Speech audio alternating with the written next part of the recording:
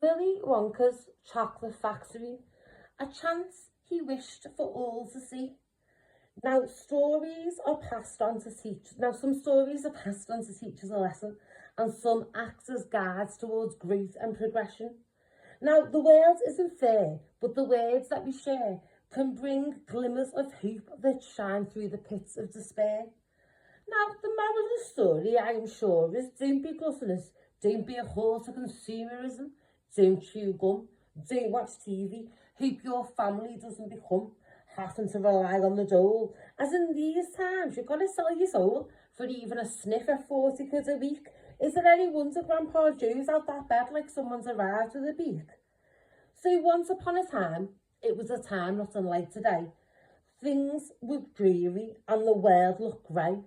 Some had nothing and others had it all, and through all the uncertainty, one man stood tall. He roused some excitement in the folk with his invite. He promised them all a chance of some insight into his factory, to his land, one of mystery, something grand. All had a chance just like a vote, but like democracy would probably go to some scroot. Time went by, tickets were won, chocolate was eaten by the ton. It's a good reflection on today. Some get lucky, but some just buy their way. Some can afford daddy's factories to do their bidding, and they pretty much bribe their way along to winning. Some out there are Veruca salts. They have it all, or so it seems. Family money to back all their dreams. They've rich, bigoted media moguls on their side, and they're all pumped up on national pride. So-called politicians openly committing crime, they don't have the backs of yours or mine. They don't represent us. They're creating divides and they're brainwashing masses that they've never lied. They don't get our plight. We're not in the same boat. And daddy's factories have got the squirrels by the fruit.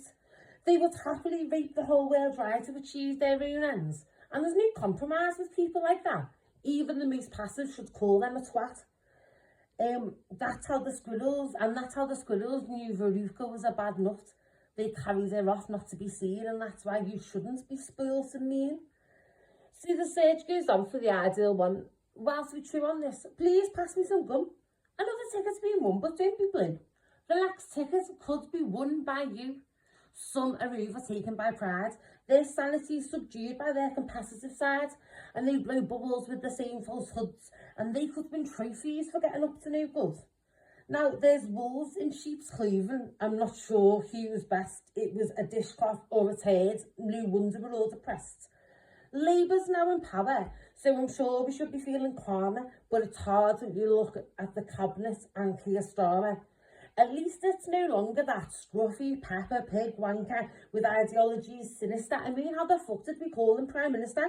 He's like a Hubba. His points are bare. Why the fuck were our taxes paying for his child's care?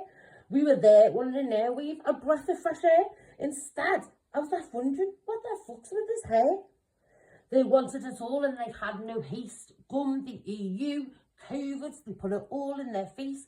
They chewed it up and they spat it out. Some had faith in them, some had no doubt that they knew what they were doing. Please be sure. But what's that? Fuck. They're rising from the floor. Now physics, that's science, and science is fact. Atoms, elements, infinite sky. Pump something full of hot air and it will fly. Now, Violet was full of gum. Our politicians are full of shit. Nothing to do whilst they expand but sit. Watch, wait and pray for the best. Hope some snozwangers or vicious canids roll them off and feed them to their kids. I'm left with so many questions. How so many have become working class Tories calling other struggling people scum. How people now so openly believe any Facebook post or headline that they read. There's no pride in Britain, no one fall for this, to turn on your neighbour while the rich take the piss. Your enemy hasn't come by boat. Your enemy's probably the person that you gave your vote. Your enemy isn't a pronoun. It's not a refugee. It's not on benefits. You are far more than what they make you out to be. Let's not get divided whilst they laugh at our back. Unity and defiance could be our strongest attack. Now, Mike TV, what a dude. Put on a cowboy hat, spin doctor with the creed. Obsessed with the media. The stories he could feed you. Control is his game, entertainment and fun. but give him a backhander and you can see what you want in the sun. Sorry, I digress. I should stick to the story. Mike TV was not a massive Tory, just a kid with an imagination and a fascination with guns, lasered down to a very small size. Then to the gum stretcher room, now 10 foot in size. Appears now he can't go to school. His father cries, "Wonka, you are so cruel." Now who could spin such a creative fool? Well, Rupert Murdoch, who owns like 90% of the media. I can't help but connect it to a political theme, because politics and democracy, they make me scream. Chocolate with a snap, crackle and pop, acidic wallpaper, Oompa Loompas, the endless gobstop. Now, I don't claim I've got any answers. The world, after all, is just run by chances, and most of us are just trying to get by. I mean, Augustus Gloop wasn't really a bad guy. He's a good example of society. His own parents encouraged his gluttony. And I mean, aren't we living in a debt-filled nanny state? We're led to believe if left to our own devices, we could lose control. So we rely on democracy, and it's us that pays the toll. We're told without it, anarchy would ensue, and that our politicians are representations of me and you. So we're told by the people that we're meant to trust to drink from that chocolate river. Try it, we must. So Augustus behaves in ways passed on to him. He's been taught his gluttony isn't a sin. So he sees that chocolate river and he dives right in. Be careful, Augustus's mother warns, but it's already too late. He's already been taught, fill his boot, fill his plate. Everyone stands back looking in awe, maybe secretly hoping that he would fall. And so he does huzzah and renew, and it's off to the fudge making room with you.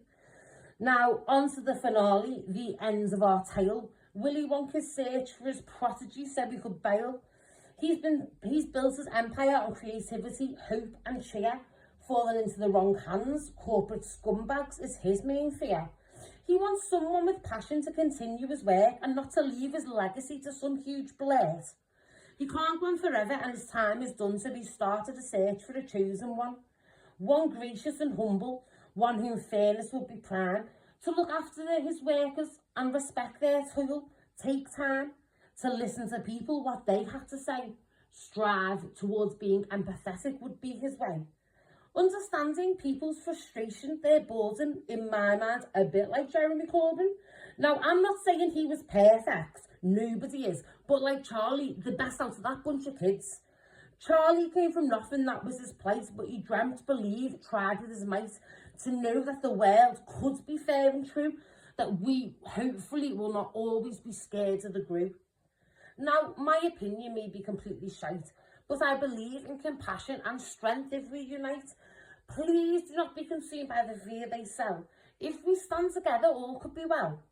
It's our factory, it's our world to take, and we're at a point where there's a lot at stake. Together, we could build something to be proud of, to be instilled into our children and generations to come. We will tell stories of times we were so dumb, but I believe a revolution is brewing and it will come. Until then, let's pray to the fantastical kind. Let them know they have no control of our minds. Let's help each other. Sister from another mister, brother from another mother. Let our imaginations roam wild and free. Just Willy Wonka, you and me.